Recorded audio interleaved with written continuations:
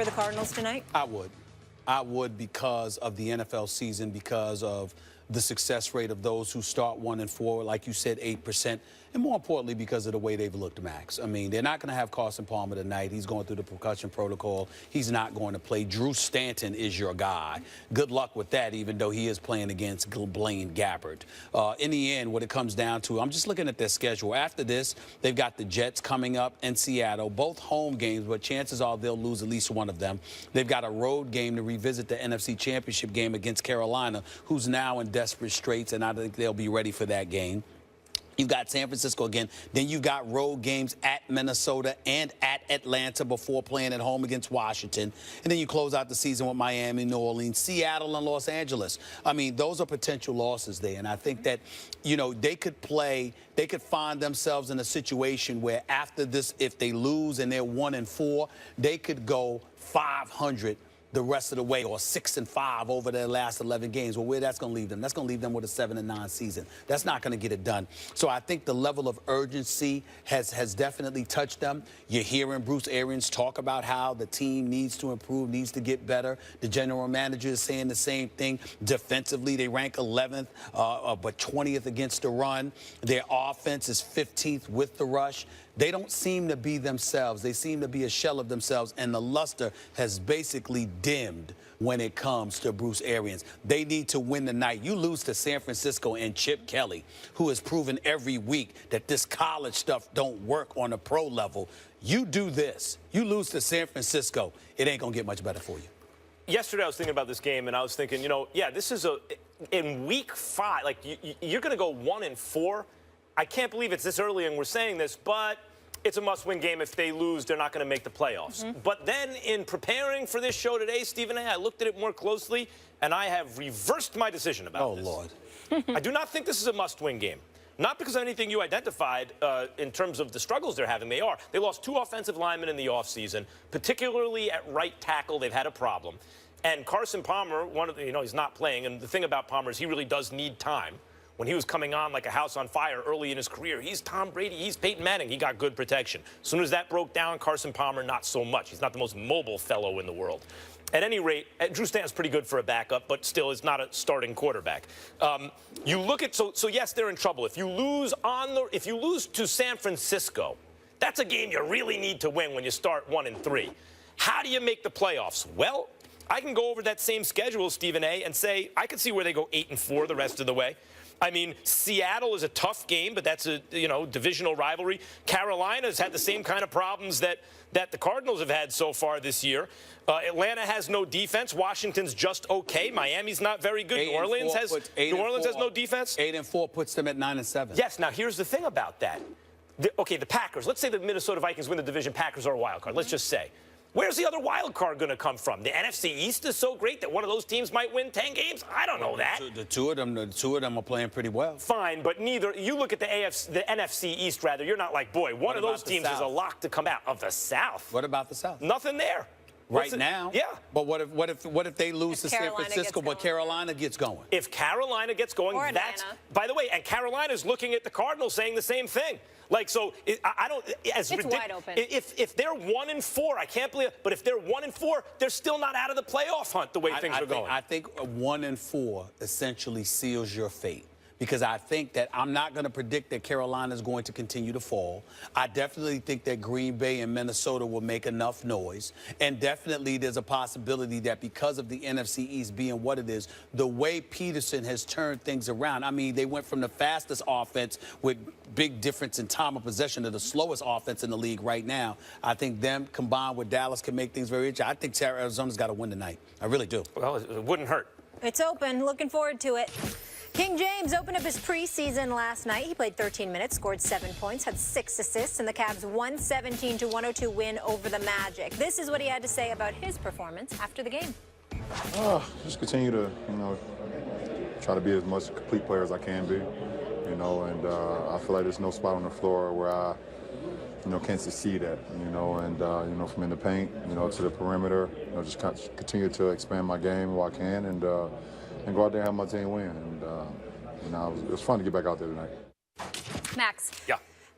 How long can LeBron stay the best player on the planet? You know, I said that he's in decline the other day, and I believe he is. But he is falling from such absurd Michael Jordan-esque heights that even in decline, it's still his era. He's still better than everybody else, Stephen A. And he's an Iron Man, too. He doesn't miss playoff games every year, going to the finals, win or lose. I mean, that's a lot of extra games, playing in the Olympics some years, the whole thing, all the obligations on him. And yet he plays in almost every game. When he needs a little rest in the regular season, he takes it, but he's always ready for the playoffs. At this rate of decline, you don't even say, I see decline here physically. At this rate of decline, I don't know if you can really say much more than 3 years out. How do you really predict more than 3 years out, let's say?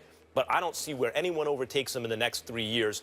He's not that much older than KD or Westbrook or anyone like that, or Steph Curry, where I see them ever catching him. I'm reminded to go use it, you know, when Jose Reyes was coming up at shortstop with the Mets and Derek Jeter was with the Yankees. The whole question is, when's Reyes going to get better than Jeter? And sure, at the very end, when Jeter couldn't play anymore, he was. But basically, the answer was never. Until the year before Jeter retired, he was always better. Like, you know, as good as Reyes was, Jeter's just a better player.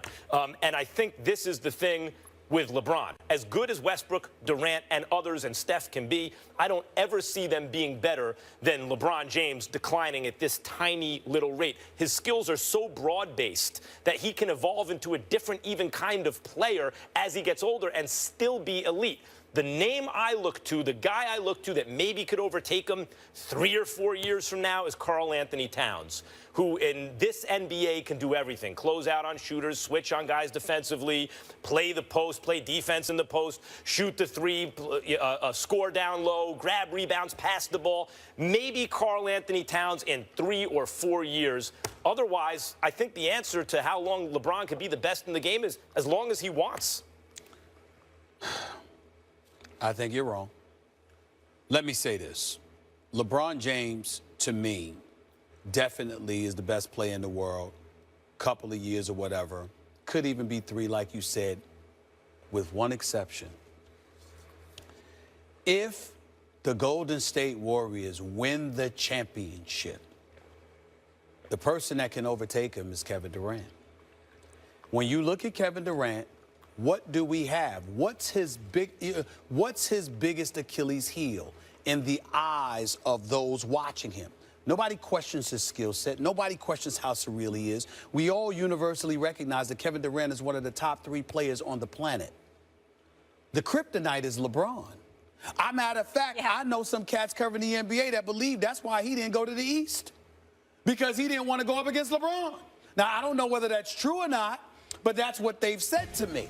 So what I'm saying to you is that if he goes out west and they win, and he's one of the pivotal reasons why, and there's no reason to believe that he won't be, then all of a sudden we're going to have to look at him differently, because even though he went to Golden State and rode the coattails of an already championship squad, the bottom line is if he's a pivotal component in it all, we're going to have to look at him because his skill set along with his averages are going to come into play.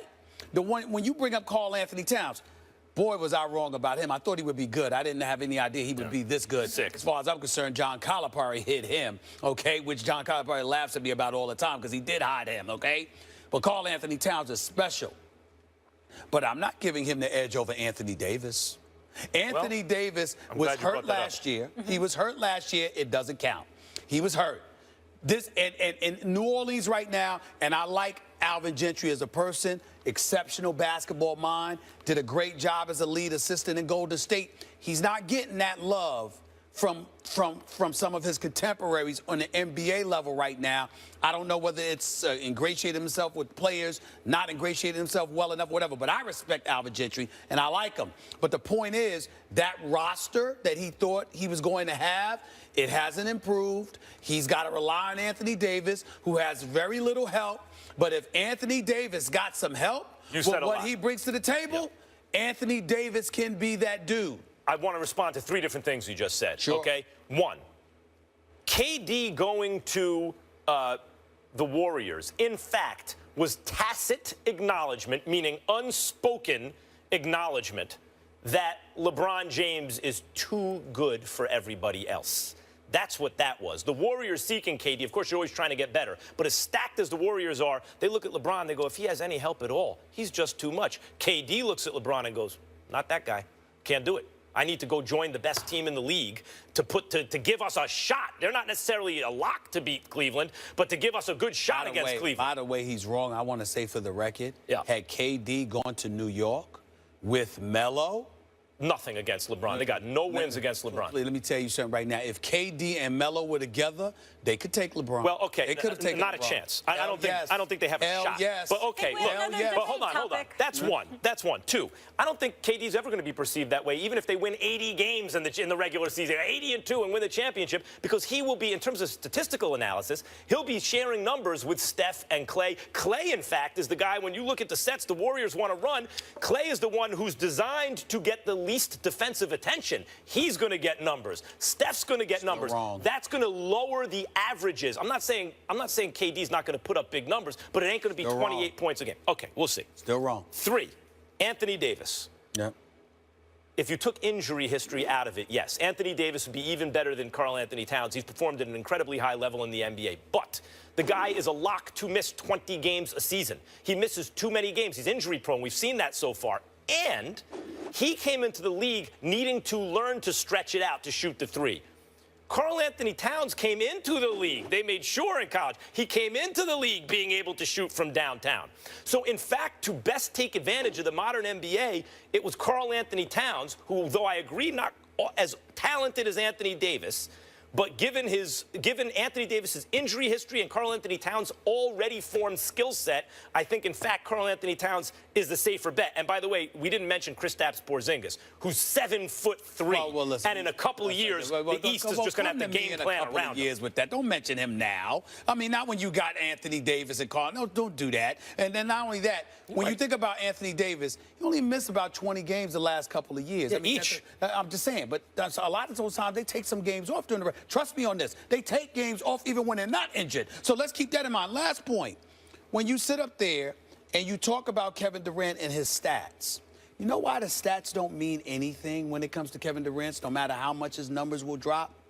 Because he spent 9 years proving what he can do offensively. So now you're stepping back because of the system and the personnel. It's not a matter. No one questions what he can do offensively. You would be right if Kevin Durant didn't have a career 27.4 point per game average. He's also joining a 73-win team. I'm just How much credit's going to